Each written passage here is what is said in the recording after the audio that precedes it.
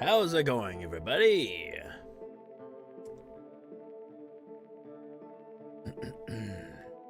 Gotta get my throat prepped up for some reading today, as we are obviously going to continue on with the house and Fata Morgana. Exciting stuff. Now, you may have noticed already that this is not my usual time of where I stream. That is because, well, fuck it. That's my only reason. I have some free time right now. I figured I'm bored as fuck. Why not, right? Beatrice! There's no Beatrice in this one. No siree. There's this bitch called Amy, though. She's a bitch. Alright, so my time is 6:50. Alright. I got some time. So, last time in the last episode of The House and Fata Morgana, if you have not watched that, I'm going to go ahead and give a quick recap. If you prefer not to listen to the recap, you can mute right now, or you can just go into previous videos, which, by the way, there is a playlist link in the description box down below, so go ahead and check that out. Where was I? Recap. That's right. Last time. So last time we delved even deeper into the origins of Sinikle here, and we saw his first quite few months within the haunted mansion, and he has first off met with this Morgana, the proclaimed witch. Interesting stuff. Although we already saw her backstory, and she's not exactly a witch, just a very evil dark spirit who wants to get revenge on some people. So yeah, quite some interesting stuff. I don't know where the story is going to go from here. I guess we're going to keep going until we meet what's her face? I'm drawing a blank on her name for some reason, but you know her. She's on the screen right now as the maid, right? Yeah. So without further ado, I'm just going to stop rambling because I notice I ramble a lot, and I continuously just keep opening and closing my mouth, spilling out words of nonsense, like I'm doing right now. Okay, I'm stopping. Giselle, that's right. Thank you both, Danielle and Oshino. Thank you, thank you, thank you. Again, I don't know why I draw blanks. I just do. I think that says something about my future. Anyway, transitioning on over to this scene here, and I'm gonna stop the music. The music is still going, right? Yes, it is. Why? Stop it. Good boy.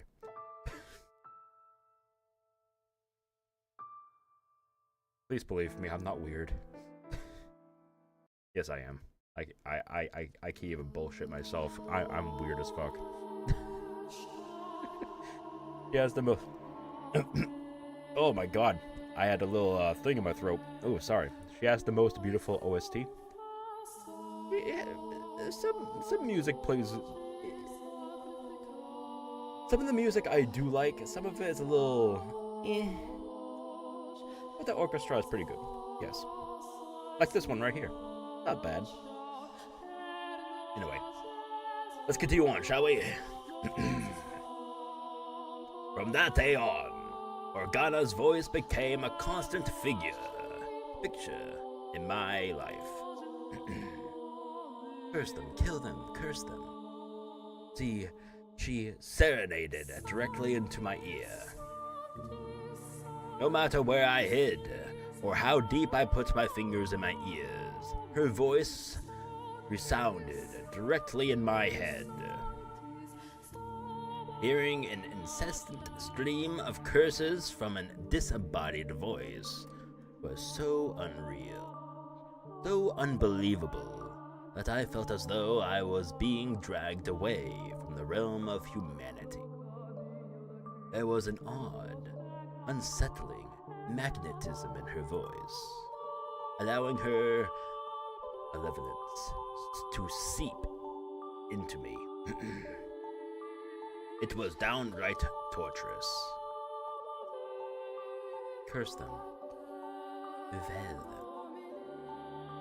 Do you really need to be in your right mind, honestly? Your fixation on holding on to your sanity is what's causing you so much anguish.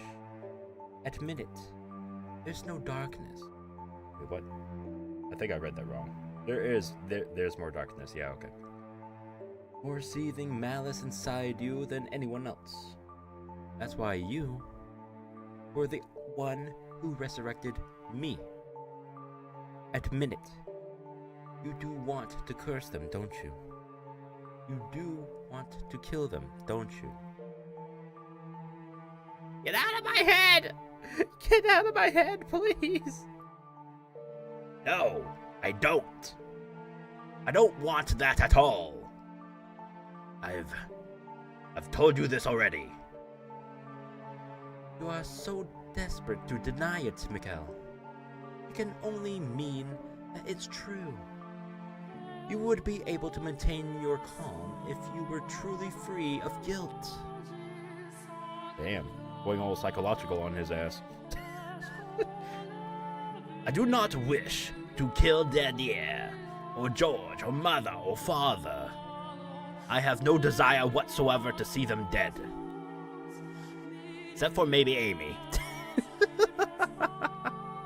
Come on, Mikkel, say it. Say those exact words. Wish death upon that wretched demon girl. Anyway, what? I think fleeting Fata Morgana is a lot more beautiful at the Giselle OST, honestly. Oh, than the... okay. Have I heard that before? I don't think I have.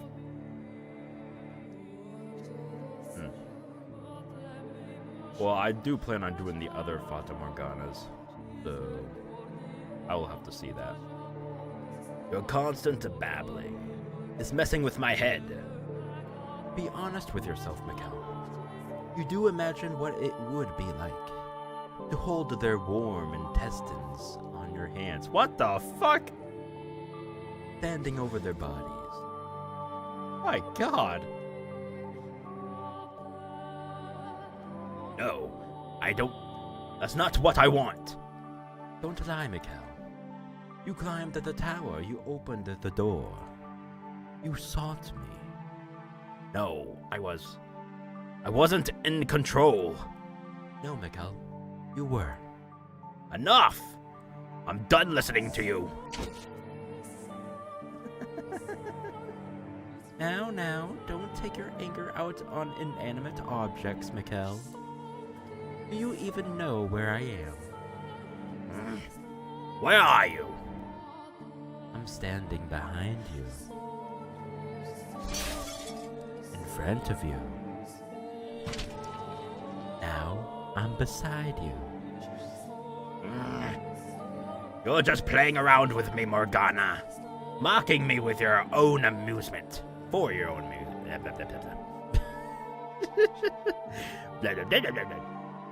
Not at all, my dear. In fact, I consider you a close friend. Why would I mock someone who means so much to me? We are not close. You will come to understand in time that we are very much the same. And when you do, you will also know that I am the one person who truly understands you. Enough! Let it all go, Mikkel. Curse it all with me. Despise it. Kill it. Make it suffer. Curse it. Please, just stop. And where might you be going, Mikkel? Wherever you run, I will always be by your side. Are you going to pray to God to exorcise me? Now that's quite amusing, considering I am the child of... Oh. Okay. I don't know why that wasn't... Oh well. That was cut off. I'm not trying to hurt you, Miguel. On the contrary. Stop talking, please. Just stop. I want to set you free from your misery. I can't take it anymore. Please, just be quiet. Who's there? I am here to deliver your monthly package. I see. What? Michelle? Is something the matter? I opened the door, and there stood a servant of the Bellinger estate. He seemed to be quite perturbed by the sight of me. I must have looked terrible. Morgana's voice, her words, sapped into my spirit dry. A human, a normal person, not a witch, or a spirit, or a demon. I knew good and well that the servant would never do anything to help me. He wouldn't believe a word I said. But at that point, his humanity was enough for me to latch on to. Help me, please. Pardon? The witch. She talks to me. She never stops talking. I'm begging you. Please, get me out of here. Let me go back home in your carriage. Please, let me go back. The witch's voice. It's killing me. It won't go away. I can't escape it. Please, I need your help.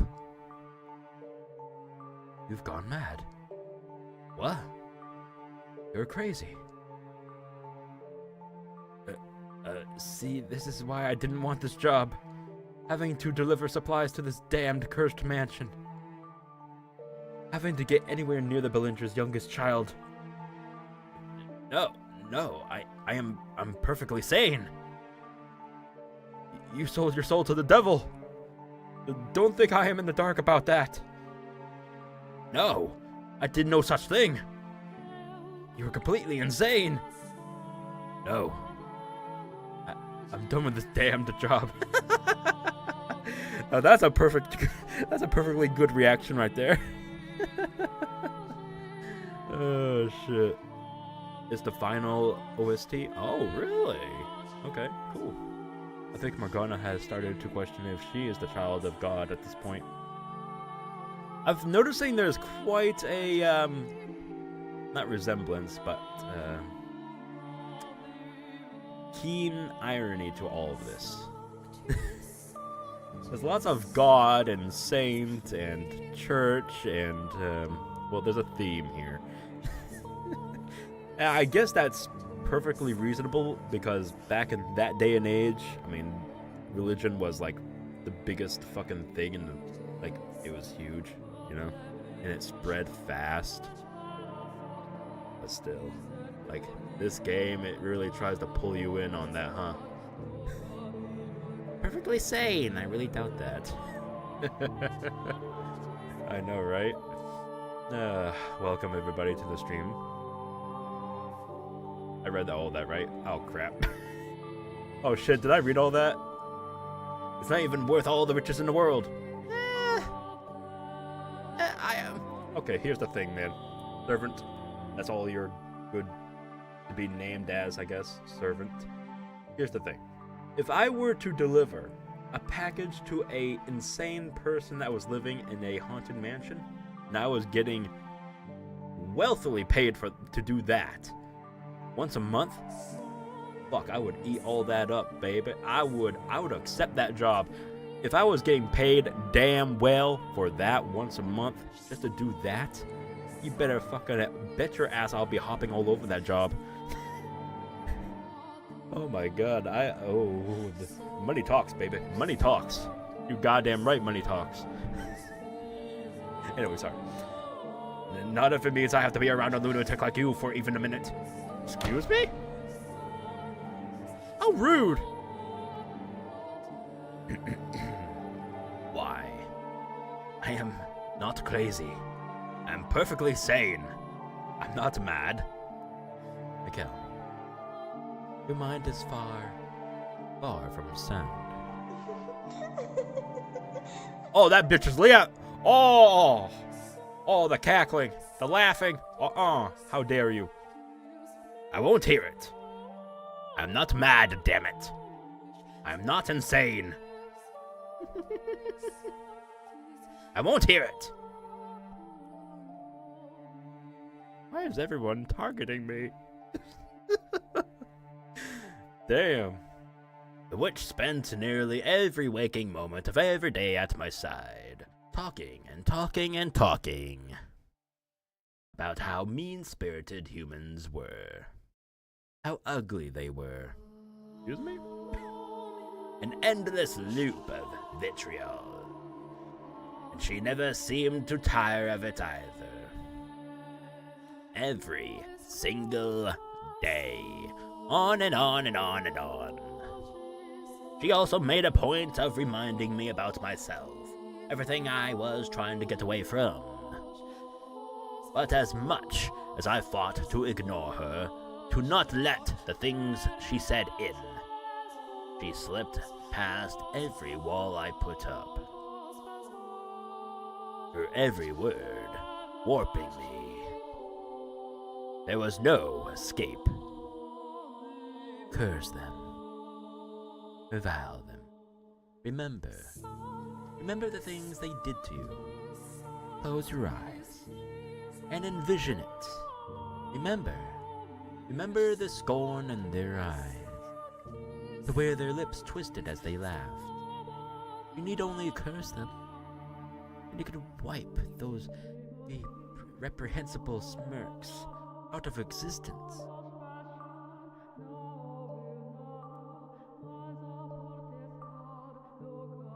I'm serious. Please, stop this, Morgana. Please stop talking to me. I'm begging you. I seriously can't take it anymore. Oh, now why would you say that, my dear? Just the two of us in this gloomy old house. I don't see what's wrong with a little conversation. Your voice. Everything you say is eating away at me. I care for you. And everything I say is meant to help set you free. So I will continue saying it. You are allowed to hate the people who who have wronged you. They don't deserve happiness.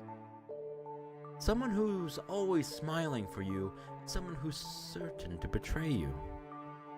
Someone who values themselves above all will not hesitate to put others' lives on the line. Someone who, for its wealth and power, will sacrifice his friends and family to obtain it. True. These are the kinds of people you once surrounded yourself with. I have told you repeatedly that I will not curse anyone. Why must you be so stubborn, my dear? I could ask you the same. Why won't you just leave me be? Because I can't stand to see you like this. With one word, you could be free of your pain. But because you insist on shackling yourself to your idea of family, you are making yourself miserable. I mean, the Pope was as powerful as an emperor. Back then? Yeah. Actually, today's Pope...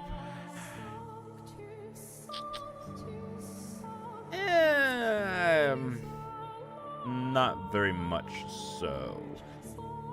Especially with, lately things have, spiraled out of control over there. Our latest popes are... questionable. Morgana only wants a friend? Yeah, that's all she wants. That's all she needs, is just a friend. A friend who will help her in her quest of cursing people to help her resurrect herself. To gain her power. What the hell? They just popped up on my screen. Go away! We are the same type of person, Mikkel. Oh, whoops. I need to read before I start talking. That was Morgana, not Mikkel. Son of a bitch. A type who has the right to curse others. Regardless of what kind of childhood you had or how much hatred it instilled in you, Mikkel, you are a cursed man named after an angel. You need to realize how twisted you are, and soon. I am not twisted. I was about to make a little Joker comment, but nah, I'll hold off. We live in society. What? Do you honestly still believe you're normal? Oh? No answer? Tell me, what's normal about someone who happily embraces a skeleton? Tell me, what's normal about someone who hacks away at a girl's face with a knife?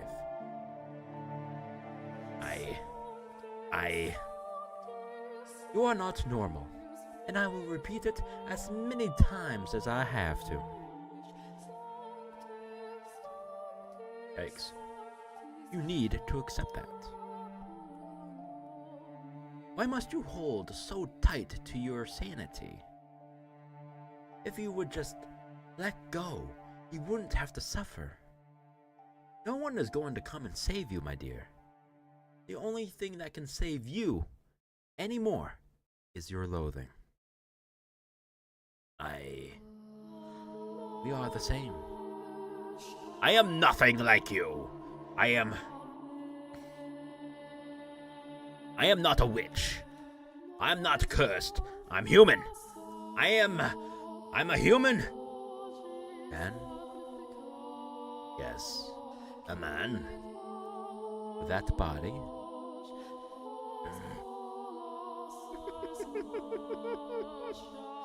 Oh, my dear friend.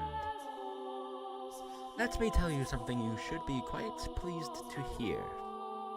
Do you know what some say about people like you? Those who are neither male nor female? That they are like unto God. Like unto God. Indeed, you should have been worshipped for your divinity. But instead, your family cursed you. You are not human. From the second life was first breathed into you, your fate was decided. No, you're wrong. If I really were wrong, you would not be here now. You would be back home with your family. Perhaps you would have a pretty little wife, living a normal, happy life together. But you have long since been strayed from that path. It's well out of sight now. I have not. I am human. I'm a person. A normal person. The youngest son of the Bellinger estate. I am an ordinary man. No one, not a single person believed me. Not even the witch was willing to consider me human. Never mind my family. The archangel, whose name I shared, looked down on me. The witch tried to drag me into her world. My past constantly ate away at me. I had been imprisoned in this place for far too long. There was nothing I could do about my body. All of those things combined threatened to break me. I let out a scream and stumbled out of the room in a frenzy. I had to get out of that place. It didn't matter anymore that I was forbidden from leaving the property. I just wanted all of it out of sight. If they wouldn't let me come home, then I would run away. It was all I could do. I wanted to get myself anywhere that might have even the tiniest bit of light to share with me. I was desperate.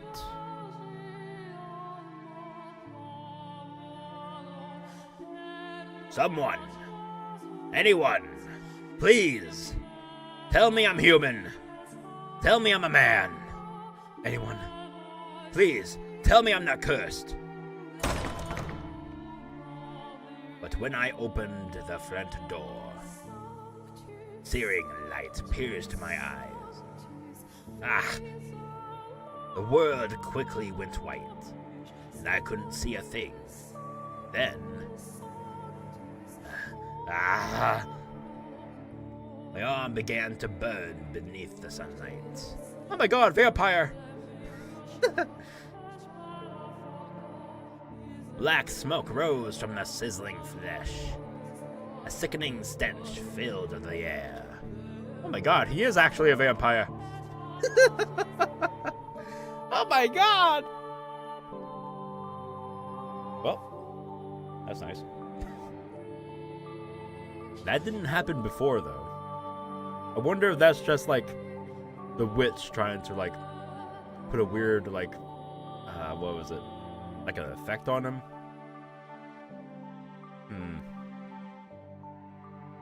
It is weird. He had no problems before, like, even the tiniest bit of sunlight. It's just long periods of sunlight, right? That he had problems with. That he couldn't be outside in the sunlight for, like, maybe more than an hour. So it's weird. I don't know. Anyways, excruciating pain quickly spread to the rest of my body.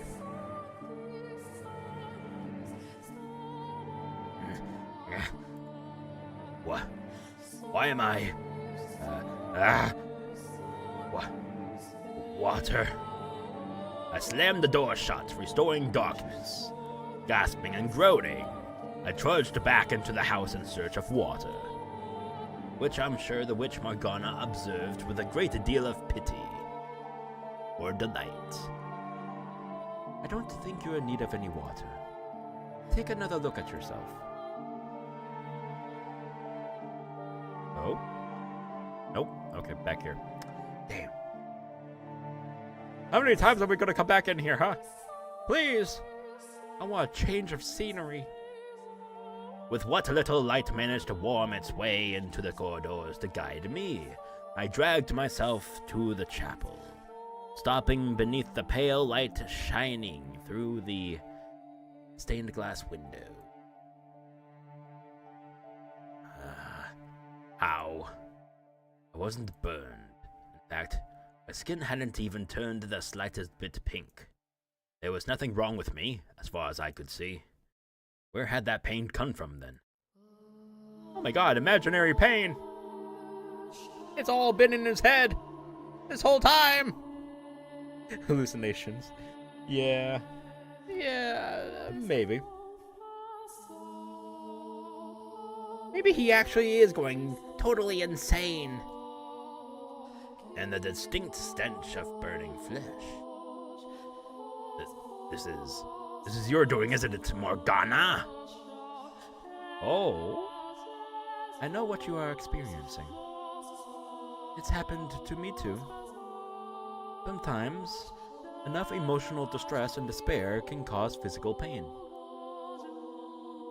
The mind and body are much more tightly linked than you think. And your mind is far more damaged than you know. You poor thing. You have my sympathy, my dear. You said... What the hell? I added an I in there! What the hell? You sad little child. Little? Excuse me? What do you mean by that? Get it? Because he has no... Okay. Boo, you suck! I know, I'm sorry. Collapsed on the floor in front of the multicolored window. I felt like the whole world was closing in on me. Or perhaps, metamorphosing around me. I was completely and utterly cornered, and there was no getting around that. Which left me with only one option. To stop fighting and accept the harsh reality before me. It would make everything so much easier. The whole world said there was something wrong with me, and I was the only one who tried to deny it. So in the world's eyes, that meant there was something wrong with me. I was abnormal. I was irregular. I was mad. I was cursed. I was not human. I was not a man. If I'm not human or male, maybe I should just call myself a witch. I did, however, remain firm in my refusal to curse anyone, unwilling to give up that last piece of my humanity. Everything else I let go of, which took a great deal of weight off me. I stopped caring, and I stopped thinking. I stopped wanting someone to accept me, and I stopped wanting to run away. Everything is a dream, a nightmare. He will wake, and besides him will find the lovely Amy. Oh God, no! Please! Ah! Oh my God, that's scary. Oh my God, that's perfectly in time for Halloween. How could you? He will wake up to a dead body of Amy. Oh no, that's a fucking wet dream right there. Wait, what? God damn it. Now I'm a fucking psycho. You can bet on that.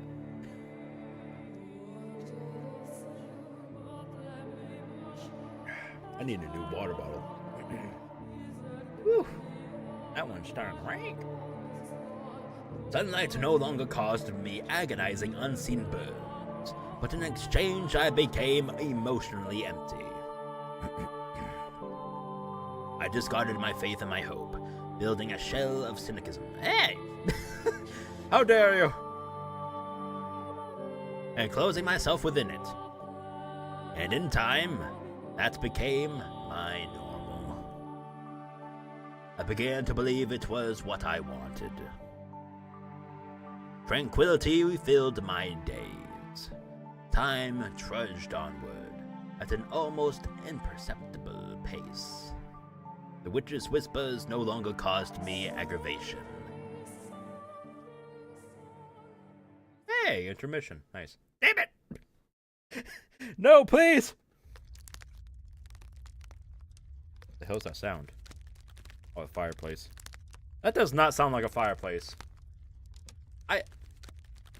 I'm pretty sure I said this in the first fucking video, and I will say it again. That's not a fireplace sound effect. That sounds like fucking bones crushing and like churning and shit. Hear it? Like tiny little snaps and crackles. Brings a shiver down my spine. Essentially, nothing of note happened over the next 2 years. At one point, a man with an unusual disease stumbled across the mansion while wandering through the forest. But there's little more to be said about that. Okay. But nothing at all could have convinced me to care about someone else. I spent much of my time sitting before the fireplace. I had covered the stained glass window with drapes. Oh. Loath to even think about that damned archangel. Staring at the dancing flames, I was able to forget the passage of time. Watching, unblinking, as the red and orange tongues flicked back and forth. Tongues? What the fuck? They seemed to spread outward from the fireplace, consuming me. Whether by the raging infernos of hell, or the cleansing fires of purgatory. The thought of being swallowed up and burned to ashes by a massive conflagration was quite pleasant. But those visions never became reality. Tell me, Mikkel, what are you thinking about right now? Do you still not want to curse them? Look at yourself, Mikkel. Look at how you are living. Do you really want this life? Have you ever thought about dying? Damn. He is just ignoring her. And she still tries to talk to him. Oh my god, I can't tell which is sadder. Oh god, that's just so funny. Alright. I don't know why. Just made me laugh. Anyway. Mikkel, would you like to die? That's the right answer. God has said that taking one's own life is a sin after all. That's good, Mikkel. You have made the right decision. And I shall be there with you until the very end, my dear friend. Right. Friend. You bitch. He's been talking non-stop this whole damn time. Oh god, of course he's gone crazy. Honestly, part of me did desire death. I just didn't have enough energy to take my own life. My mind and my spirit were too far decayed. Oh shit. That's real as fuck. Damn. Oh shit. Oh shit. I'm gonna, whoop. I always right click to open up the save in other visual novels, so it's kind of weird that there's like disappears the fucking text box. Ah! Okay, sorry.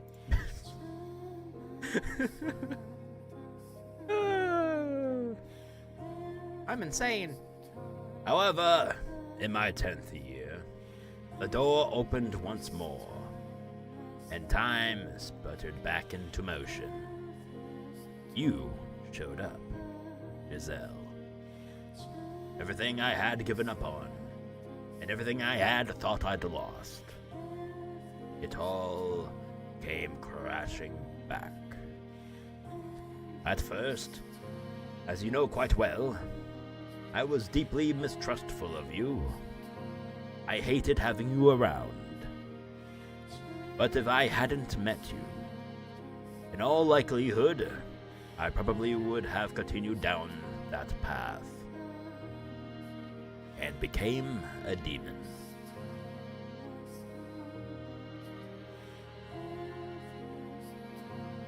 But you seem to me like a rather handsome man. I think I get what you're trying to say, but my mental image of a witch is definitely more of a woman. But you're not a witch. To tell you the truth, I didn't know who might be here, which had me rather scared. But I think I can make this work. A pleasure to meet you, Master. Oh.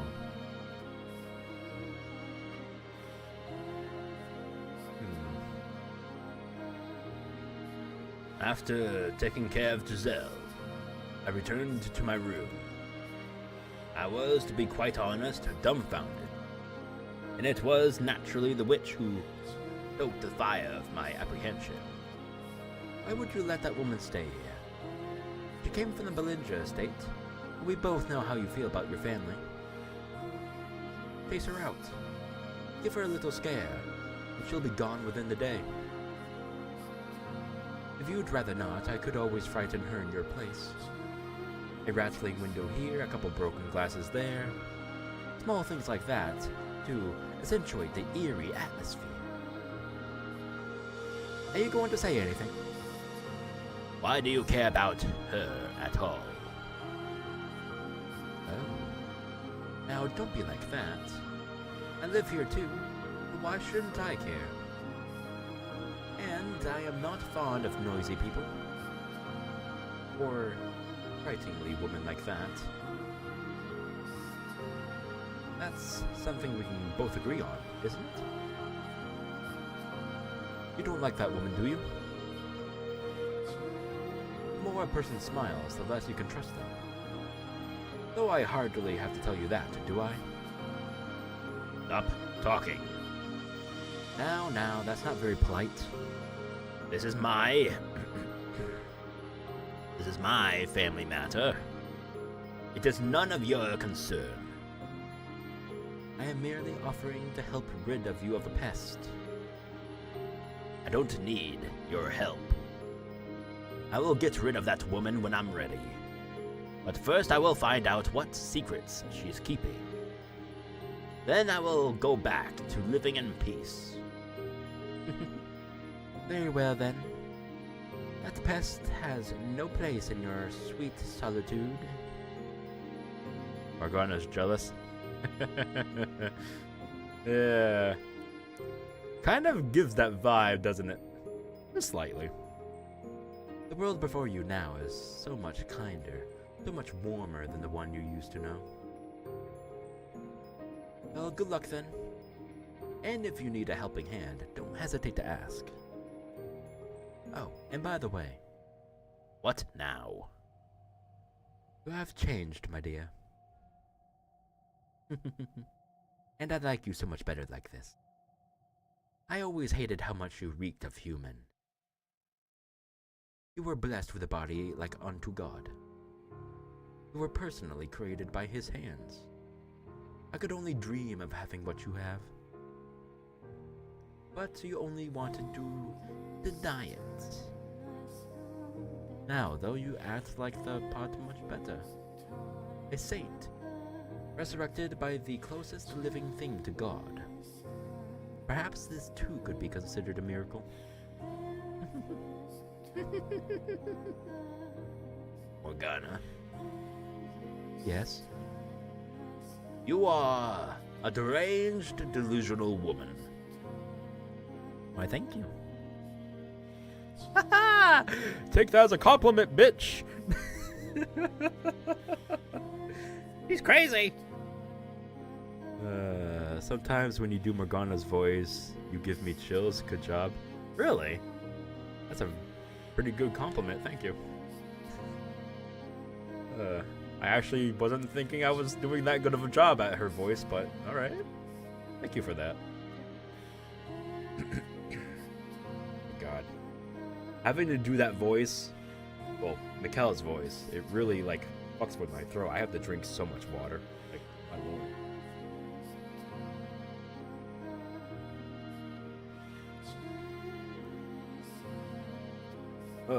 Alright. Back at it. Giselle was a woman who smiled a great deal. Her jade eyes seemed to glimmer every time she made a new face. And the more she smiled, the more vibrantly she spoke, the more suspicious I became. I couldn't trust someone who smiled that much, especially not a woman. And the way she kept trying to get friendly with me didn't help that impression at all. All thanks to that bitch Amy. She ruined everything for us! Damn it! Damn it all to hell! Please, please, please tell me something happens to her. I just want... Oh. Probably not, but... Oh, well, whatever. I had a hard time believing she honestly wanted to get to know me. I couldn't help but think she was trying to fish for information. Oh my god, I almost bit my tongue. Ow! Oh my god! Ow! Oh, that's the first time that happened. What the fuck? Well, good thing I didn't actually chew through it, or else I'll be spewing out blood all over my fucking keyboard and shit. That's like one of my nightmares, by the way. I just randomly begin talking, and all of a sudden my teeth just chow down through my tongue, and I have to get stitches in my fucking tongue. Oh god. Ugh. Ugh. Anyway. Oh shit. That was so random. Sorry. Oh shit. Anyway, I'll continue. Sorry. Anyone who tried to get close to me had to have some ulterior motive, like Amy, who had only done so to satisfy Mother. Perhaps my mistrust could have been considered paranoia. Well, Yeah. I mean, what else would you call it? But even after 10 years later, flashes of that nightmare would still come back to me from time to time. It would take more than a few attempts at being nice for me to trust the strange.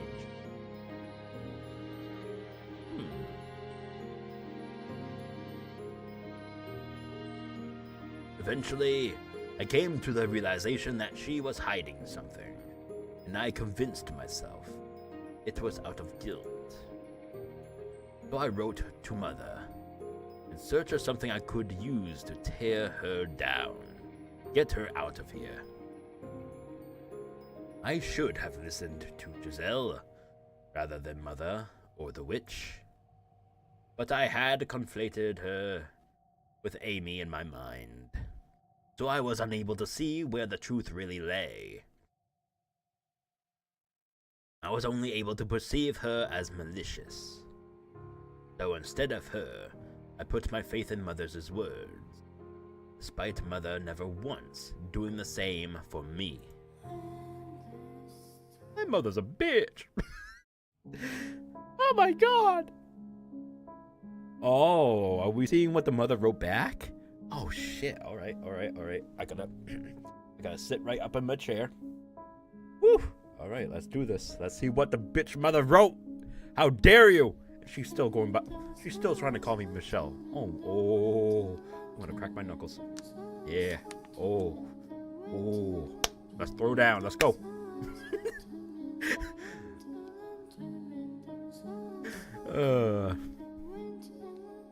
I'm insane. I know, I'm sorry. My beloved daughter, Michelle. I deeply regret having to put you in this situation. I never wanted to let that woman get anywhere near you. She is a witch. A terrible, sinful witch. A dreadful, tainted woman. Oh my god. She lay with my husband, with your father. She's a lowly merchant girl who wormed her way into our family, so she could exploit her father for money. She committed a grievous sin, the sin of adultery. No, that was not her. Try again though, bitch.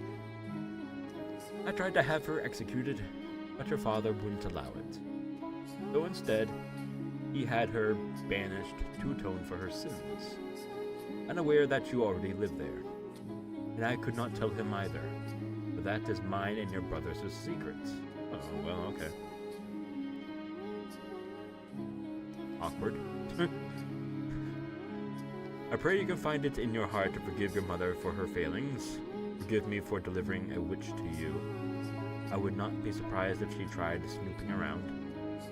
She is a ruthless fiend who will do anything for money. You gave no such impression of that, but well. Should word of your curse happen to spread, it would surely draw unwanted attention from the church. We have no allies except each other. Michelle, with this letter I have included a knife. Wait, what? What? The blade has been blessed with holy water, which should allow it to eradicate the corrupt, evil soul of the witch. Holy, whoa, what the fuck? Are you serious? Holy shit. The mother wanted her child, who, by the way, she sort of, well, kind of agreed to have banished to this mansion without the father knowing, along with the brothers. She wants me to do. She wants me to do her dirty work. This bitch. Nah, you come over here and you kill her yourself, you goddamn greedy little fucking bitch. What?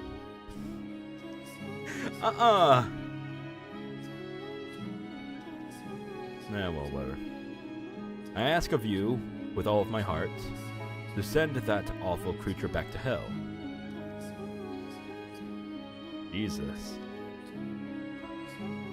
Those were awful times. Goddamn. It was storming that night. Erratic claps of thunder ripping through the sky.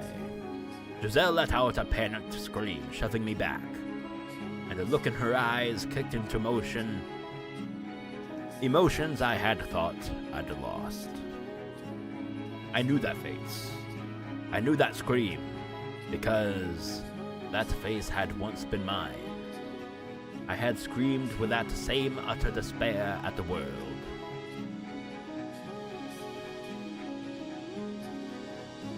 Back to the things were. Back to the way things were. Yes, finally. It's quiet again. I'm honestly surprised you allowed her to stay as long as she did. In a way, her tenacity, is rather impressive. Not many would persist for so long in the face of such obvious disinterest. But you know, no one would try to get friendly with you without good reasons. Information about you carries considerable weight outside these walls. But the look on her face then, was that really her just putting on an act because I revealed her scheming? Oh, that was God damn it, I need to pay attention to the names. God damn it.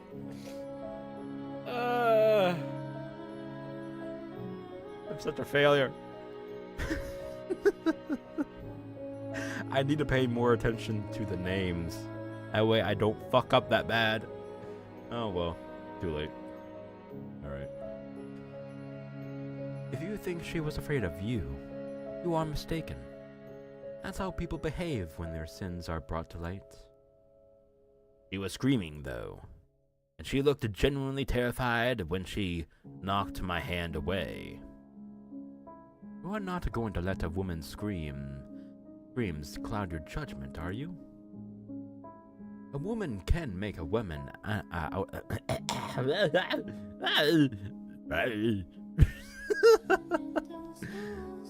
The fuck was that? I don't know. A woman can make a weapon out of anything. Tears, a smile, fear. The day she arrived, you recognized her smile as fake. Oh, surely you aren't going to fall for this. I am not falling for anything. I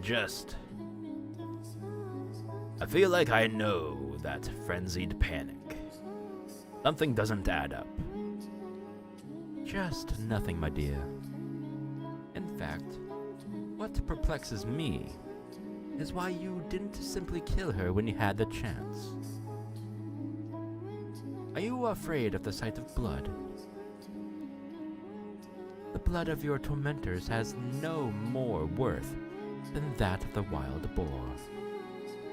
You should have sliced her throat without a second thought. Although, I suppose that would have made quite a mess. Now, that makes more sense. You were not afraid of hurting her, you merely didn't want the burden of having to clean up afterwards. How very like you. Be quiet. Oh, come now. That woman's finally gone and it's back to just the two of us. And you don't want to talk? Silence, please.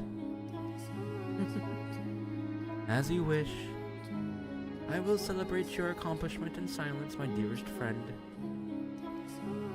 I imagine she's out there, half buried in the cold earth by now. Well, that's where you're wrong there, Morgana. Because, surprise to you, she comes back, bitch.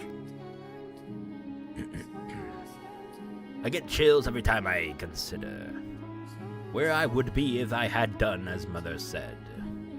If I had killed you, or if out there in the forest, you had succumbed to the unforgiving weather.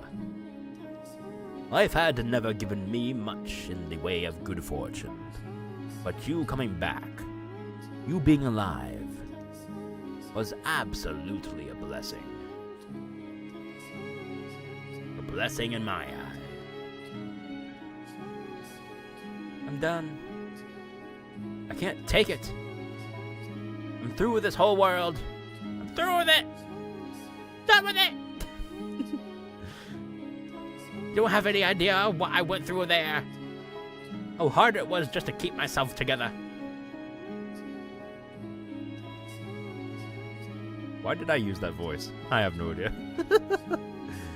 Giselle, I do understand. I know very well how difficult, how painful it can be.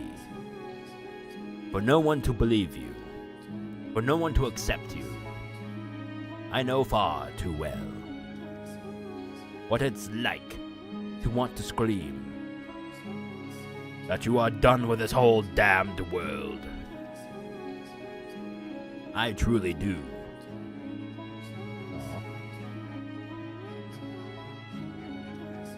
That day, for the first time, we saw past the surface. We got to know each other as people.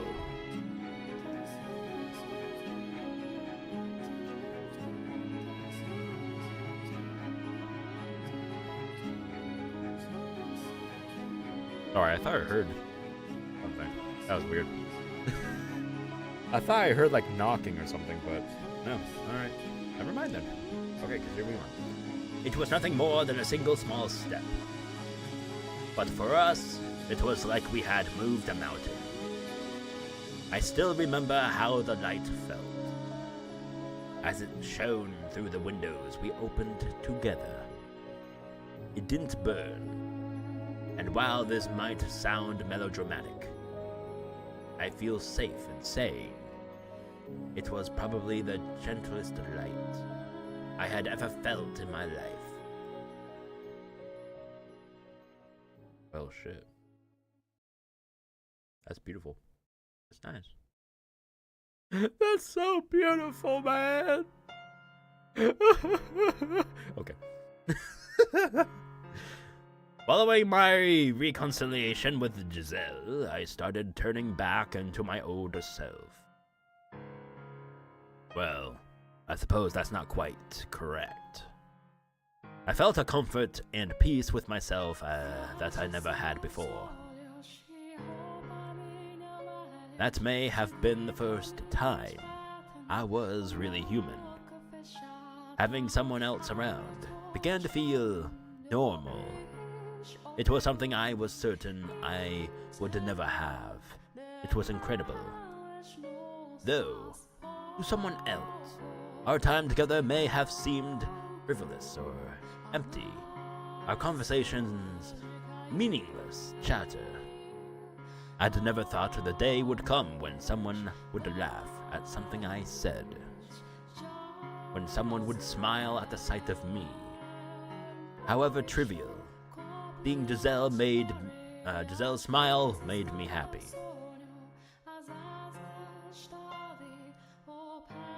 This is one of the good songs as well. This really does have a good soundtrack. Holy fuck. Oh, darn it. Where'd you get off to? Are you here?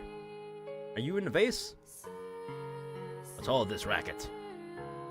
Is something the matter? Master? Yes, a cat. Huh? Cat? A naughty little cat's been sneaking into the cellar the past few days, so I'm trying to catch him. If you happen to come across him, don't let him get away. Right. And what will you do once you've caught him?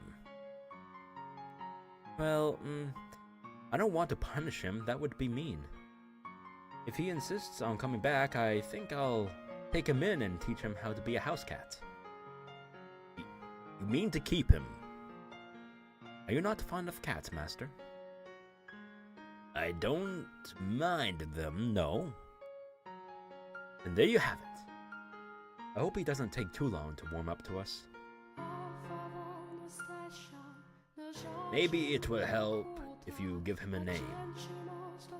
Oh, a name. That's a great idea. What should we call him, then? You decide, Master. You want me to pick a name? This is your house after all. So it's only right you would be the one to choose. I'm not sure I follow that reasoning. What does the cat look like? Well, he's wild. So he's dirty, I guess. And he's kind of got some spots here and there. Is he ugly? I'd say so, yeah. Alright then. Ugly. God damn it. Really has terrible naming sense, man. He just can't name shit. God damn. God damn it, why? Ugly Speckles, Mark the Second. That's a name? Why on earth would you want to call something that? What does MK2 mean? Well, Mark II, well, whatever. Be quiet. It's on you if he runs away, Master. Was it really that bad? Oh, God.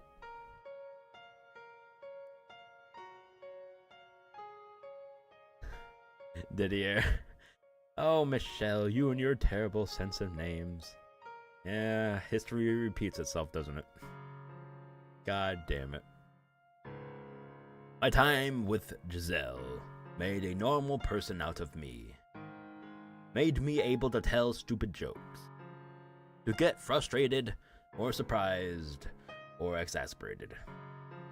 I started showing actual emotions. Our silly, meaningless banter became something serious, or something precious. My heart of stone began to soften. The world she created for me was what I had yearned for my whole life. Having lost half of it imprisoned, and spent the other half playing an identity that conflicted with how I felt in my heart. It was the first time I genuinely felt like I was allowed to be myself. Aw. Yeesh. You're not a kid, so don't be so picky. It's not good for you. You make a mockery of the culinary arts! I've had quite enough, Master. It sounds like I'm going to need to put your taste buds through some intense rehabilitation. I remember that scene. That was quite cute. How about this, Master? Play a game against me. Oh, we're going through the... Oh, this is so adorable. I love it. Alright. And of course, if you're open to it, it doesn't have to end there. We can continue getting to know each other for years to come. What does that mean? Nothing. Giselle. Though I did my best to not show it, I think that I treasured our time together even more than you did. I had latched on to it, desperately refusing to let go. I needed it, and I needed you. God damn, man. Pulling on my heartstrings. Fuck. Oh my god, why? Are you listening, Morgana? I can hear you just fine, my dear. Now, what brings you all the way up here? You know you can call me from anywhere in the house. My bonds to this tower have been broken. This is a conversation we can only have here. The place where we first met. It's time for us to part ways.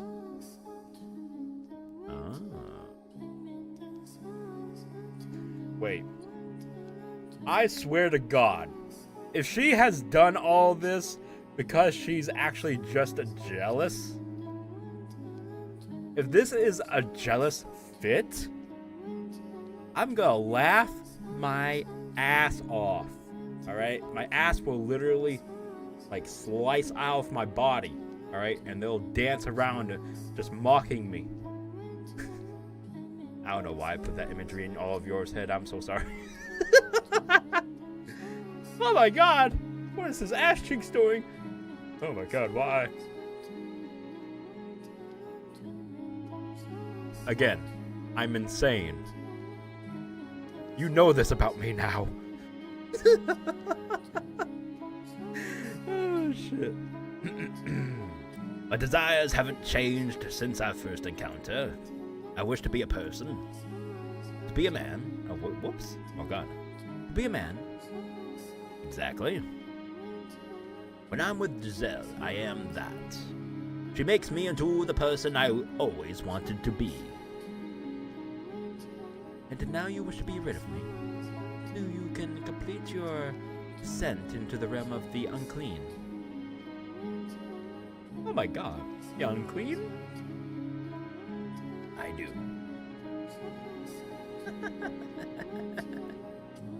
He came all the way up here just to tell me that. A needless formality. I'm sorry, Mikhail, but we are kindred spirits, as much as you may want to deny it.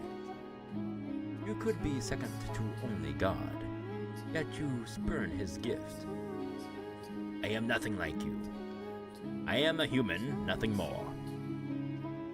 I shall not condemn you for your unwielding resolve, but rather pity you for being so utterly blind.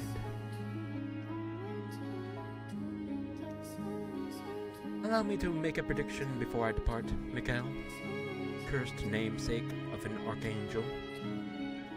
You may think that you are making some sort of progress, but the fact of the matter is, you have gone nowhere. Will that smile of Giselle's be able to withstand your secret? Oh. Oh! My lord. Just had to bring it up. You know better than anyone that no one can accept what you are, not even her. You will never be with anyone.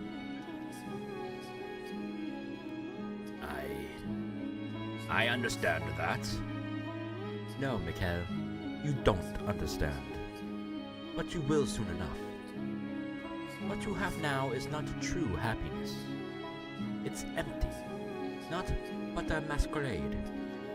And when the night is over, the masks will come off. So what if it isn't permanent? Isn't real?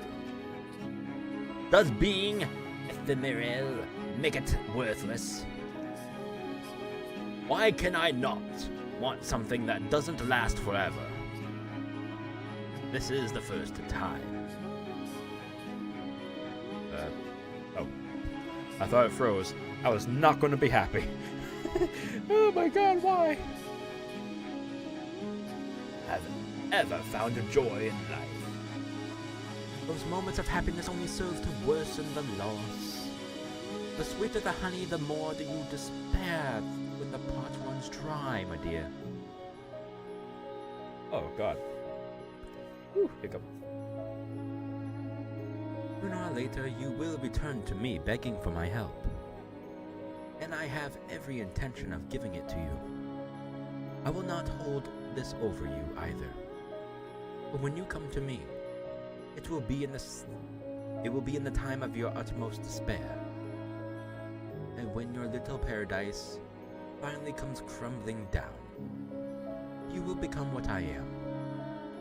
So I will take my leave from your side, in anticipation for that day. Until we meet again, my dear.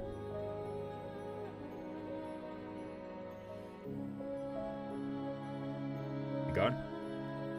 You gone? Oh, thank God. I'm freed. Now I can think of dirty things without her judgment. Ah! Bliss! Oh, shit. That's funny. I like that. I mean, she was probably reading her his thoughts, right? I mean, come on! Right? Alright. Oh, hello, Master. I was just looking for you. I heated up some wine and thought you might Is something the matter? No. No, I'm fine. Thank you. No, it's nothing. All I did was warm it over the fire. Are you sure nothing's the matter? I shouldn't be hearing the witch's voice anymore. So yes, I am fine. Oh, wow. That's wonderful news, Master. It is. That was suspiciously weird. Giselle seemed quite relieved when I informed her the witch would no longer be bothering me. I knew she didn't believe in the witch, but that wasn't what mattered. What did matter was that despite likely questioning my sanity when I had first told her about it, she hadn't tried to pull away. She treated me the same as before. She never stopped smiling, and that meant so much more than whether or not she believed in the witch. With Morgana's voice no longer constantly in my ears, my life started to feel like some approximation of normal. In fact, I would say I was probably happier than most. Nevertheless, I intended to keep a certain degree of distance between us. But what the witch had said rang truer than I wanted to admit. I'll never be with anyone. Having been born into this body, that was my reality. There was nothing I could do to change it. I had come to accept that. Or so I'd thought. I wasn't going to prevent what I couldn't become. What I couldn't have, excuse me. But I had gotten a taste of what sweet happiness. I had started to develop a great affection for that smile. And as much as I tried to tell myself, I was just getting caught up in the moment, that the feelings would pass in time, I found myself unable to restrain the swelling of emotions within me. I was falling in love. That day by the fireplace, I thought that all I wanted from you was friendship. To have you in my life, always nearby.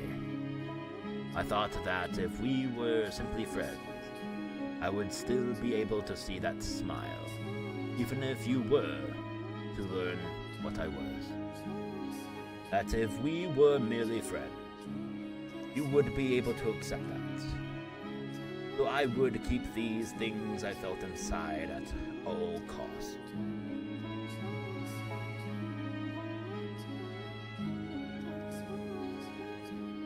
However, with each passing day, with each gentle smile, my affection for you swelled.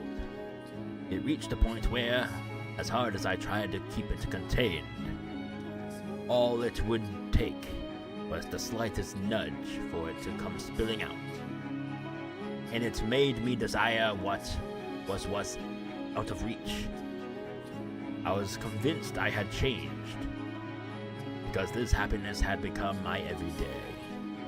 I had no right to any such thing, but I came to wish that I could be the center of your life. I yearned for you, and I wanted you to yearn for me. And like the fool I am, I thought that with you, it might be even possible.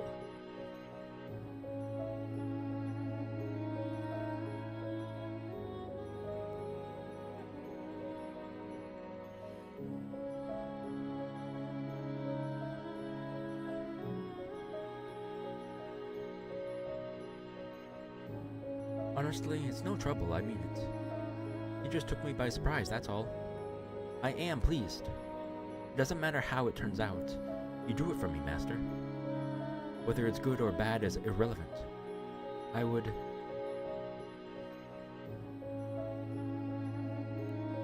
I would be happy with anything drawn for me by the man I love.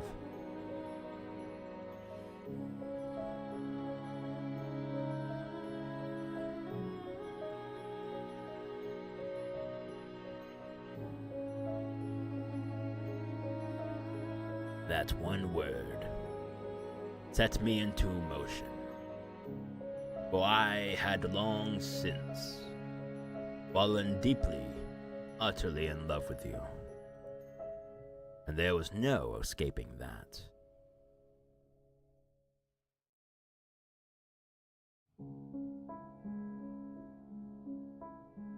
Listen very carefully. I love you. I love you so much I feel like my heart is going to explode.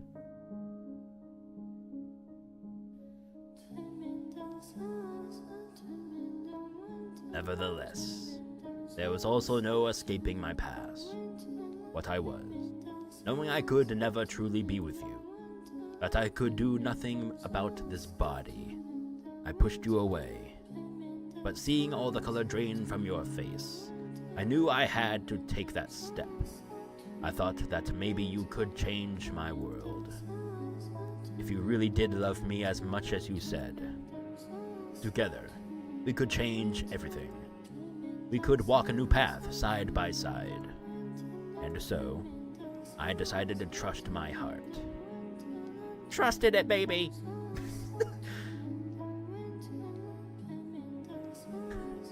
I'm in heaven. I'm so happy I could cry. Oh, ain't that adorbs? I, too, was elated. Oh my god, YouTube! No! Look away! YouTube, I'm sorry! Please! Ah! The booba! Giselle, I'm sure you thought I was a kind-hearted man, that my love for you was pure and chaste, and I wanted to be that for you. But beneath the surface lurked indecent desires, despite saying I didn't want to hurt you, that just having you by my side was enough. My desire bubbled up at the warmth of your skin. I wanted to let that heat take over. Oh my god. Oh my god, you dirty, dirty man! Jesus Christ. To let my hands run free. Oh my god, barbaric! I could feel it burning inside me. I longed for intimacy. Not just emotionally, but physically. I wished I could lay you down on my bed and satisfy those desires. I wanted to make love to you. Unfortunately, that was not possible. I didn't have the ability. No matter how hard I try, my body lacks the capability to be one with you. I can pray, I can long, I can wish all I want, but my body will never be what I want it to be. Dude, that's fucking sad, bro. Damn. Yeah, man. I am gray. Though I have always known my true color, I have no way of becoming it. My heart has always known what I am, but the world refuses to accept it. Every time I claim I'm normal, lives say I'm an abomination. Would it really have been too much to ask for me to be born normal? To let me be who I truly am? Is that really so much to ask? Is that why he was always reconstructed as a female? Because not only his mother like wanted him to be female so fucking badly, but like, well, we don't even What is her sexuality, anyways? Is she into guys? Is she into women? Maybe both? That's a good question. I don't think we ever got that answer. Well, I guess she fell in love with him before realizing what, you know, so I guess she's into men. Maybe both. I don't know. Many factors, though, have come to the realization of how and why he was reconstructed and kept being resurrected as a female. That's very interesting. Very, very interesting. But I'm rambling on when I should be. I'm not going to end it here. I'm not ending stream. I'm going to go ahead and save. And I'm going to switch over to this screen here because I need to take a quick little break. So I'll be right on back. I'll go ahead and resume the music so it's not just deafening darkness and no sound. I'm showing up. Be right back.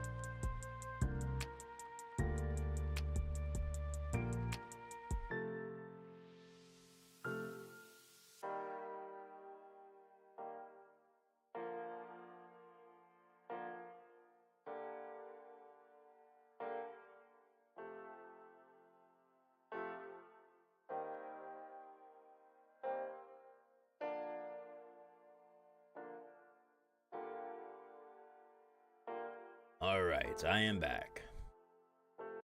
Shut the music off.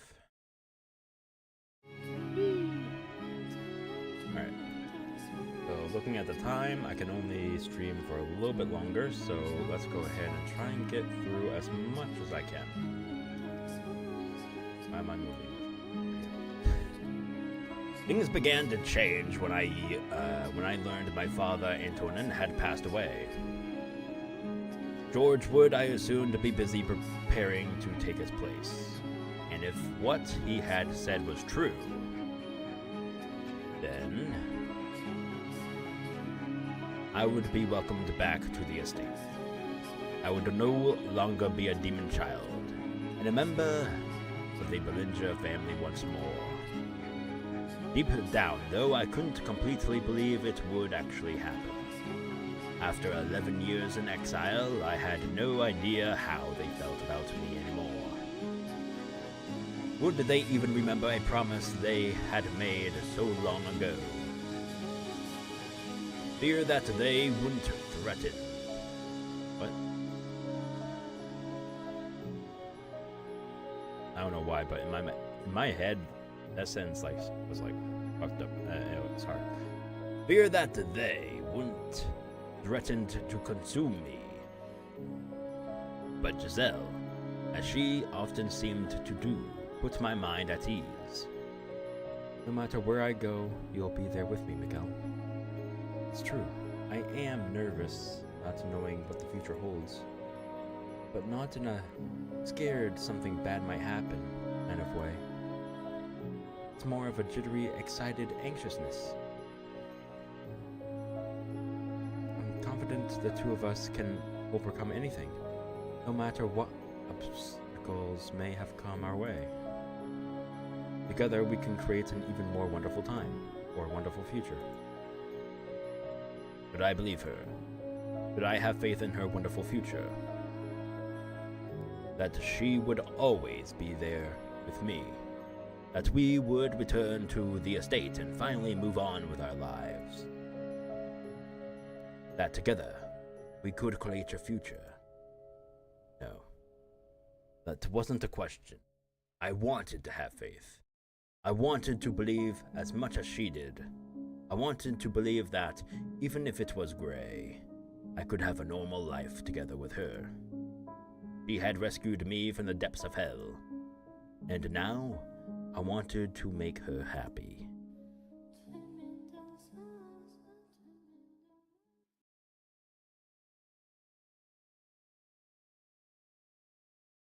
After taking that step in our relationship, I made numerous attempts to reveal the truth about what I was. But every time I tried, sharp pain gripped my chest, and my words faded into nothing before they could reach my lips. I knew that if our relationship were to continue, I would have to tell her eventually, but merely imagining her face twisted in disgust nearly crushed me. She was everything to me, and so as we prepared for our departure, I decided it was time to make some changes. It was time for me to break out of my rut. And what happened next depended largely on whether Mother and my brothers were willing to accept me as a man. The course my future took was in their hands, in their hearts. If they couldn't accept me, then I couldn't return home. I prayed, from the bottom of my heart, that things would turn out for the best. That my family would accept me for who I was, and that they would accept what I had with Giselle. I decided I would tell Giselle everything after I received their responses. And I hoped dearly that she would join me, wherever I ended up. I couldn't provide Giselle the same kind of happiness a normal man could, but if she and my family accepted me, I would do anything I could do to build a happy family with her in my own way. And so, I sat down to write. Dear mother, there is something I wish to tell you, something that means a great deal to me. So I ask of you, please hear me out. And I ask of you, please accept it. Mother, I no longer bear any... oh my god, my throat. I no longer bear any resentment for my present lot in life. Nevertheless, I would ask of you to concede one thing. That I was never cursed. That I was always your son. That I am Mikel, not Michelle. I have found someone whom I care for dearly. A woman. And I love her with all my heart. I would like to spend the rest of my life with her. I do not wish for much. Simply to have a quiet life with her. To go through our days together, man and woman. That is the one thing I want. Mother, I know you are aware that my body is no longer female. I am man. My heart is male. And I ask of you to please accept that. I have no grudge with you. In fact, I am incredibly grateful to you for bringing me into this world.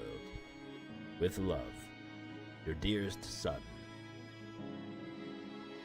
But rather than a reply, I received a visit from knights ordered to kill me.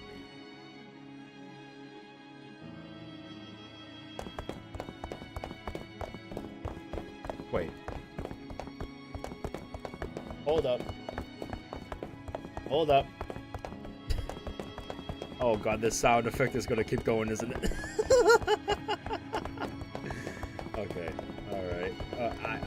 God damn it, I want to say something, damn it. Whatever. Fine, I won't say anything. Yeah, that letter, but here's the thing, I thought he sent 2 letters. Right? Didn't he send 2? One to the mother and the other to the 2 brothers?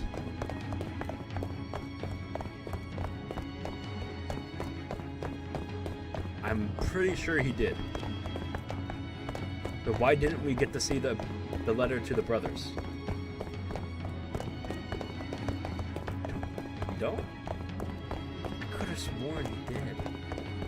God damn it, my memory. God damn it. I'll go back and find out later. Well, whatever.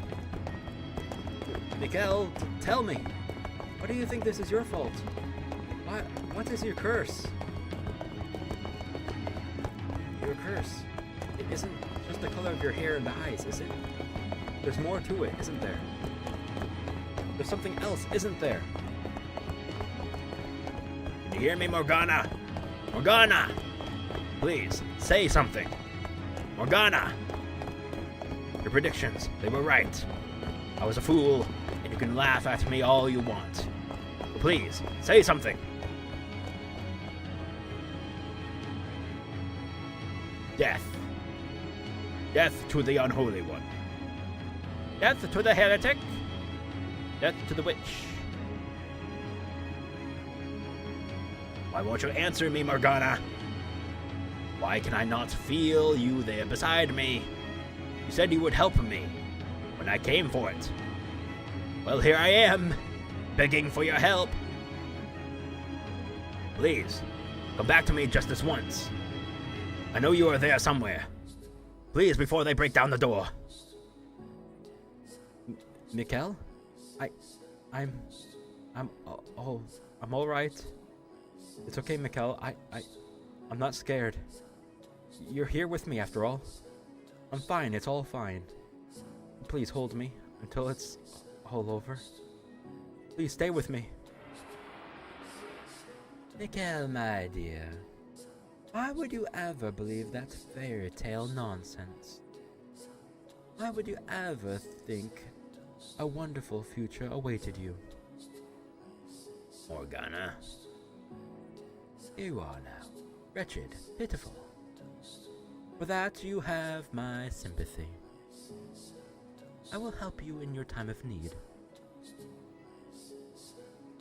Finally you speak. Mikel? I can feel the despair emanating from you. You hate it. It kills you. This is how you are rewarded for fighting to be yourself. You know exactly who sent those knights, don't you? They rejected you.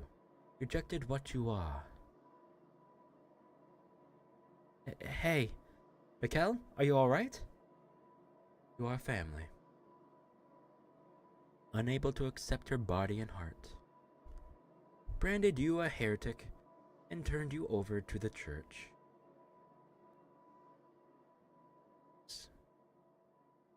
Yes, they did. And you hear what the knights were saying?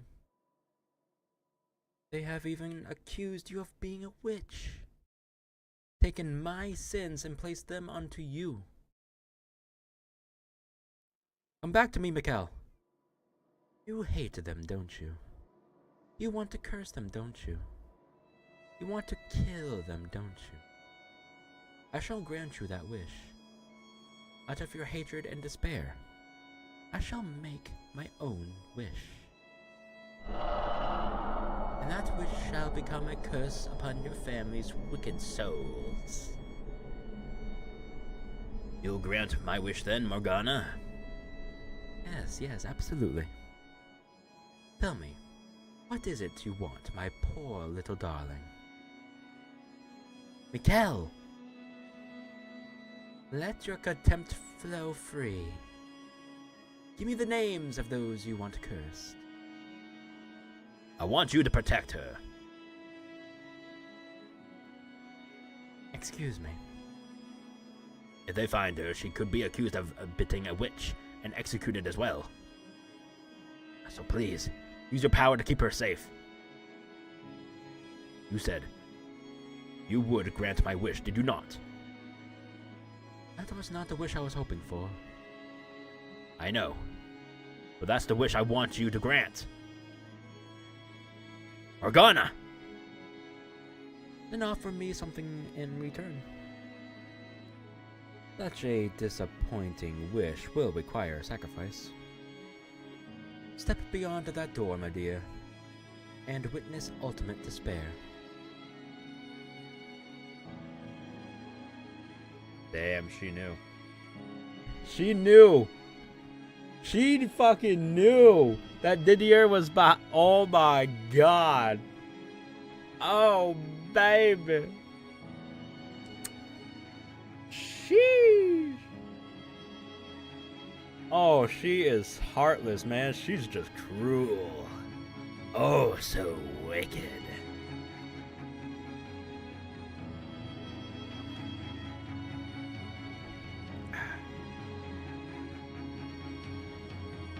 That was my plan anyway. So long as I am considered a heretic and marked for death, my being alive puts Giselle in danger. Indeed it does. Yet here you are, shaking like a scared little child. Of course I'm scared. There isn't a single person who doesn't fear death. Please, keep her safe. You are the only one who can help me, Morgana. You have my word. From this moment, I vow to protect your life. Thank you. Well, she is a ghost. She doesn't have her hearth. Yeah. I guess in that means she's kind of like wandering about, you know. He's like an all-knowing, like. I mean, we don't truly know what can ghosts do and whatnot, if you truly believe in that sort of thing. I feel like I've never seen a ghost entirely, so I can't really judge on that. I can't like say, yeah, they're real and whatnot, you know. I'm like a see it and believe it type of guy, you know. Anyways. Anyways. Giselle, please hear me out, Giselle. I never thought anything good would become of my life. I never thought I would find anyone who truly understood me, who would be happy to have my love. And for that I hated the world. I was in constant torment, living in the shadows. But then a single ray of light shone down on me. Mikkel, You, Giselle. You delivered me from the darkness. I'm scared, Giselle. I'm terrified. I used to think my life was meaningless, that it didn't matter if I lived or died. But now I can't stop shaking. that's perfectly normal. I'm scared to death too, but What scares me most is losing you. Mikkel, So please, allow me to repay you. I said I would do anything for you, so let me do this. I haven't given you anything. I haven't done anything for you. So give me one final chance.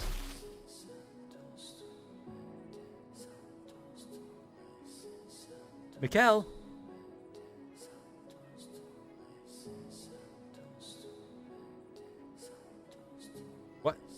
What are you doing? Get back in here, Mikkel. Why, the door? I can't open it. Mikkel? Mikkel! What did you do to the door? Come on. Get back in here. I guess you really can perform miracles, Morgana. I don't want to lose you either. I know that. By doing this, I will bring you pain, Giselle. But I can't make you happy, no matter how hard I try. And I realize that now. Say something, Mikkel. You're out there, aren't you? Please. Please don't do anything rash. They're going to kill you if you're out there. Giselle, the witch told me What? that she would ensure your safety. Mikkel, she isn't real. There is no witch talking to you. It's all in your head. A figment of your imagination created to alleviate your loneliness. Rest assured, she does not lie. Mikkel! I pray that someday she will be able to get past this, to move on with her life. She needs to know that that's what I want. I have to find the right words.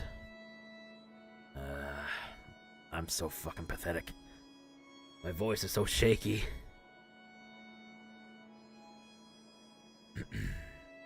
Please, listen. You are a wonderful woman, Giselle. Spirited, true to yourself, deeply sympathetic. You are not to blame for how difficult your life has been.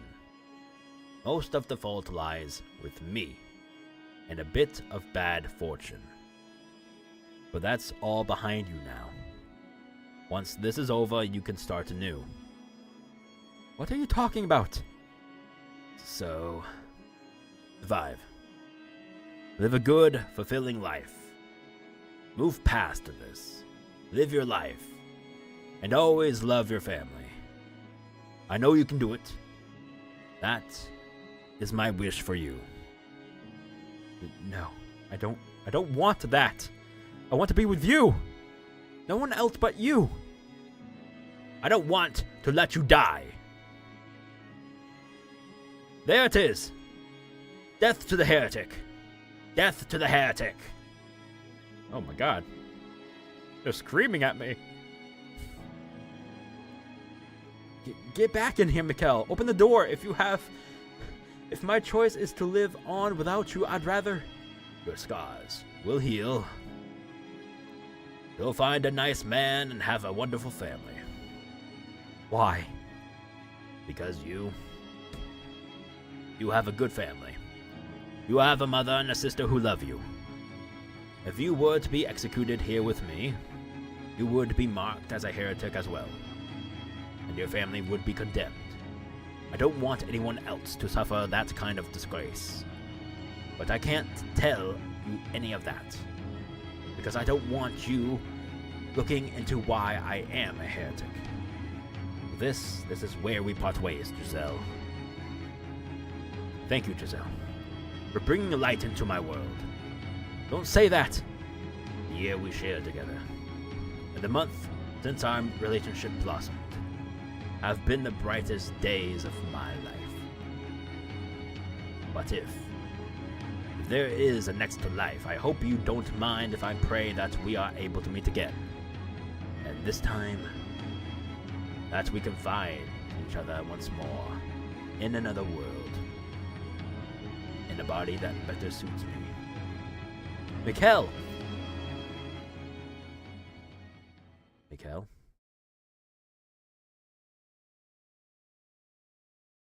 Damn, the music fucking stopped too. Damn. That gave me goosebumps just now, man. Fuck, so good. I had thought I was prepared. That I was doing something good. Something I could be proud of. That I would give my life for her with a held high. But it wasn't long before I realized what the witch had meant. What she had warned me about. When she had said ultimate despair waited beyond this door. I kind of wish it would just say Didier, because it's probably, well, no, it's not probably, it's him. God damn it. Why can't they just say it? Replace Knight with Didier. My fucking brother. It is our holy duty as knights of the church to deliver punishment unto the heathen who made a pact with the devil. You are sentenced to death. Your body to be hanged upon the cross for 3 days and 3 nights, wherein your unholy flesh shall be purified by the fires of heaven. Why? What are you doing here? I stared up at the knight, eyes wide, for the voice from within the helm. Didier belonged to my elder brother. You shall now be executed.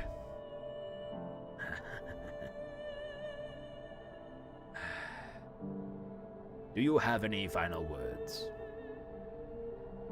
I knew well enough that Mother was not in her right mind, and while her refusal to accept me had hurt, at the same time I had somewhat expected it.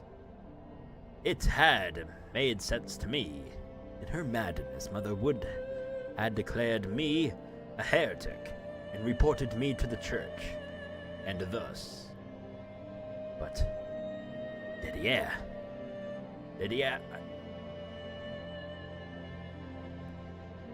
Men wield swords and fight against dangerous enemies, and they do so to protect the weak, women and children. I am here to protect you and your mother. What are you doing here? Why are you pointing your sword at me? Are you smiling behind that cold steel helm, frowning, or staring expressionlessly? You know, if I was him, I would fucking order him to take that fucking helm off and look me straight in the eyes like a real fucking man. I would do that. If you're gonna murder your own brother, look him in the eyes. Take off that helm, you coward. Do it.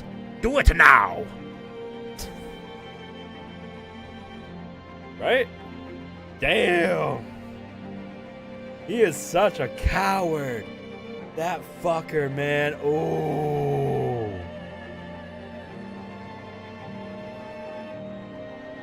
Though your transformation was too much for Mother and Father to accept, with enough time, everything will go back to the way it was before, just like it did for myself and George. None of this is your fault. It was all unfortunate timing. You said that it would all go back to normal eventually.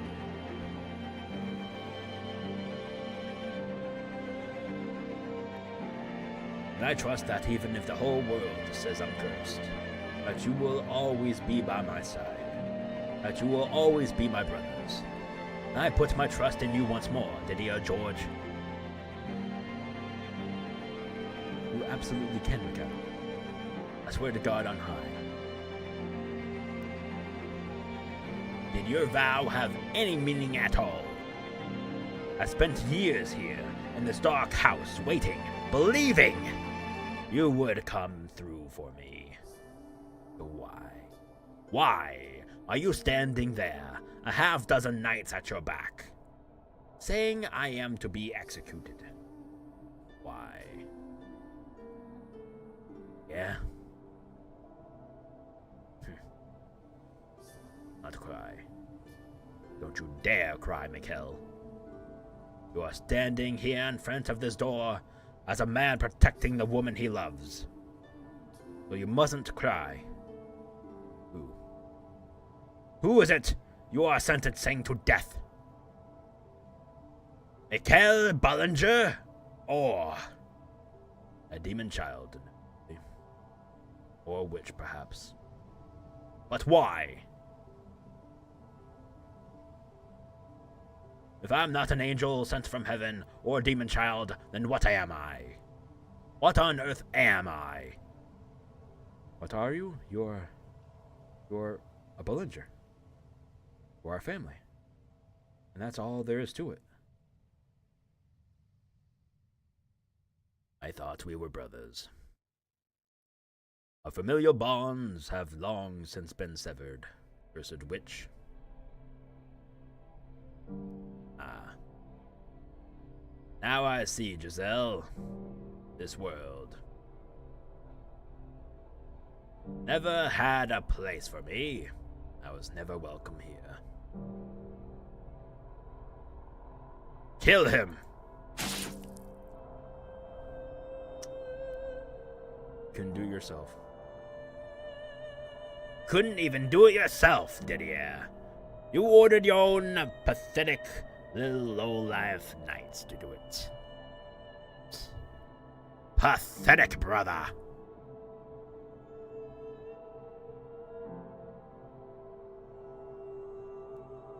So many blades pierced my flesh. Did he have a sword in my chest? Oh, never mind. Damn it! Foiled once again! Shut up. Lances in my arms and shoulder. Arrows in in both of my legs. I could hardly even tell what hurt anymore. But the pain from within was much clearer. My heart cracked audibly before shattering completely. Don't cry. Do not cry. Tears will only make me more pitiful. But don't you cry, Mikkel. Don't cry.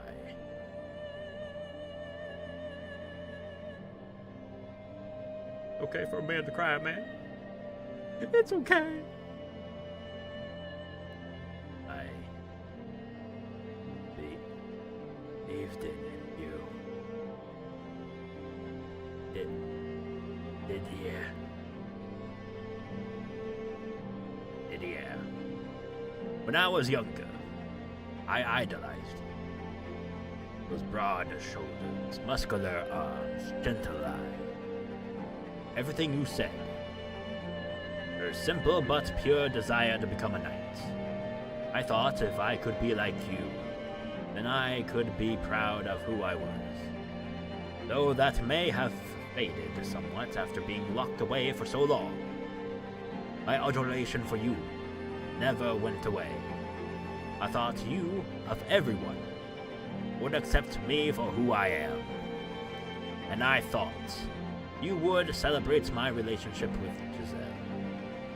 That you would put those big hands on my shoulders, a smile on your face, and say, I'm happy for you. That you would welcome her into the family.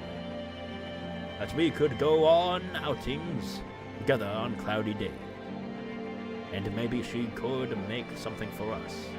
She's a pretty good cook, after all. George would rifle through the basket before lunch, and Lydia would scold him. I would be there watching, a proud smile on my face. As unlikely, as out of reach as I knew it was, I still dreamed of a life like that. I had the faintest of hopes that when we saw each other again, that dream might come true. Lydia, I put my faith in you.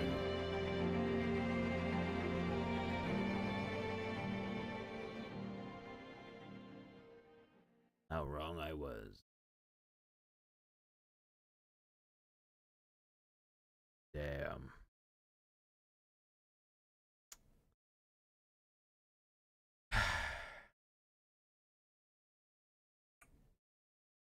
Damn. Damn. What is your opinion about George? It is obvious that you dislike Didier, but what about George?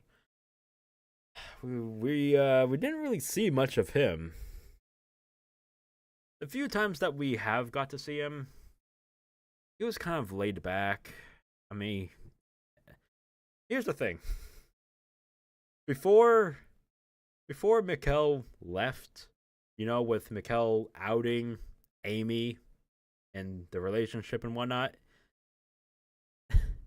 George kind of he just took that.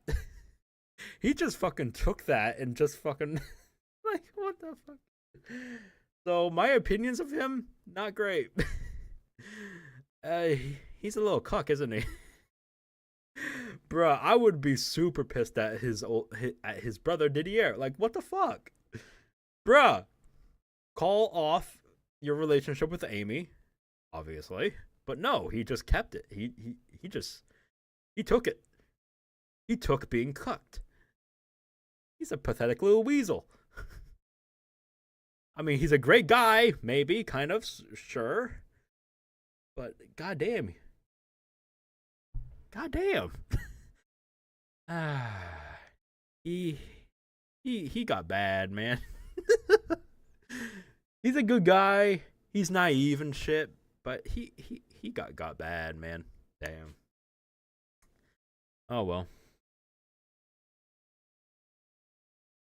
I don't know if we will see him in the future. I don't know where the story is going to go at this point. But I hope we get to learn a little bit more about him. Because all I got so far is that he's a nice guy that's naive and he got cucked by his brother, with his brother and his fiancée. Like, that's all I got from it.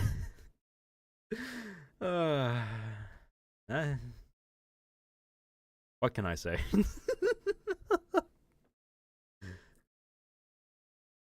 Oh well.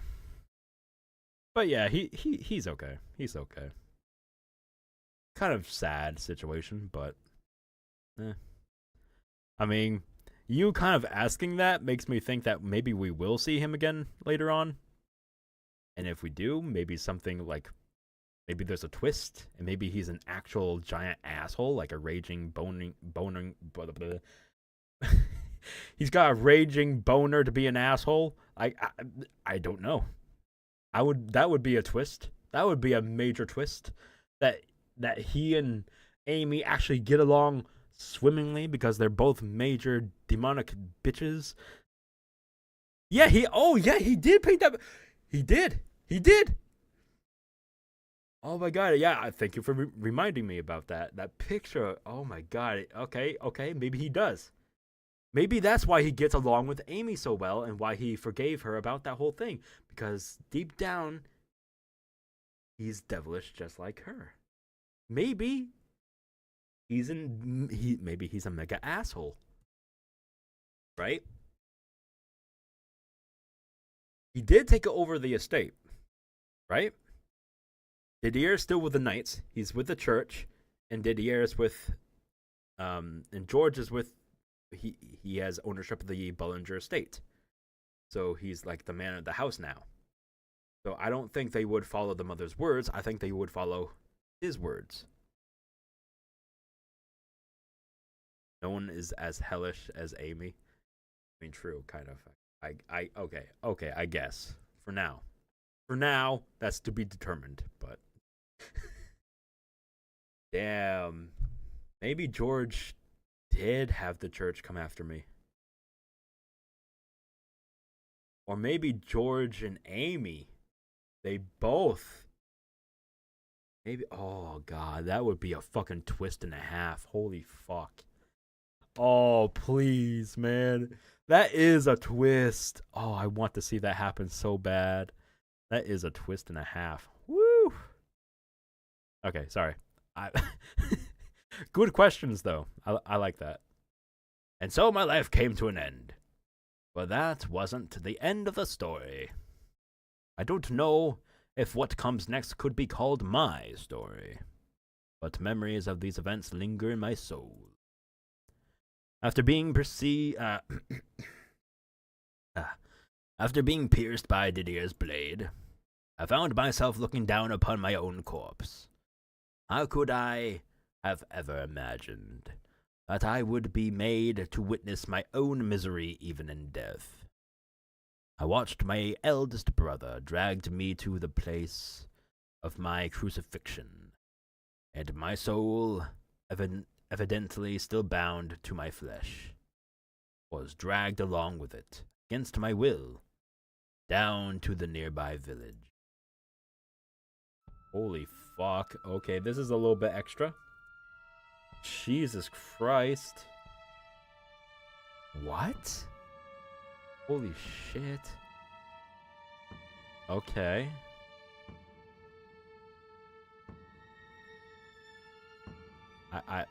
I'm not ready. I'm not ready. Oh god, I'm just so not ready. I feel like we're about to get a huge revelation here, man. I'm not ready for it. I need to prepare my heart, man. Oh god. Okay, I'm ending it here. It's a cliffhanger, I know, I'm sorry, but I have to, man. I'm not ready for it. Oh, my heart. Alright, I'm ending stream. Oh, shit. Well, that was quite something. Holy fuck. I'm gonna turn up the music a little bit. There we go. Well, I hope you all enjoyed the video here. Or stream if you're watching it live. Now, I need to figure out what the hell I'm gonna do for a thumbnail. I think I got a general idea. Maybe. I don't know. And title. Shit. That's why I hate about doing this. Making up a fucking title and the thumbnail. Sometimes it takes me a while. But damn, that was a heart-wrenching fucking video, man. Damn. Seeing all those scenes again, them getting all chummy and lovey-dovey and all that shit, and then the heart-wrenching stuff, and then right there in the ending, oh god. Oh, it hurt me. It hurt me so good. What the fuck? Yes, I'm a masochist. No, I'm not. I'm sorry. I was lying. I'm sorry. Wait, what? Anyways, jokings aside, yeah. I have a very bad feeling something bad is about to happen. Like, not a twist I would be expecting. I just got this weird feeling that something's about to, like, declare itself, and I'm just gonna go, what? My jaw's gonna fucking drop to the fucking, like that, on my desk. I'm just gonna stare at the screen for 5 minutes straight, not saying a damn thing. Something bad in Fata Morgana? Are you sure? Have you not been watching? Something bad? No, couldn't be possibly so. Alright, I'm not gonna ramble on. Thank you for watching if you did live. If you're watching as a video, then thanks again for watching the video. Hopefully you all enjoyed it. I will be back soon with another stream. I don't know if it's going to be a daytime stream like today's was. Could be. I will have to wait and see. I could be busy, I could be not. But anyways,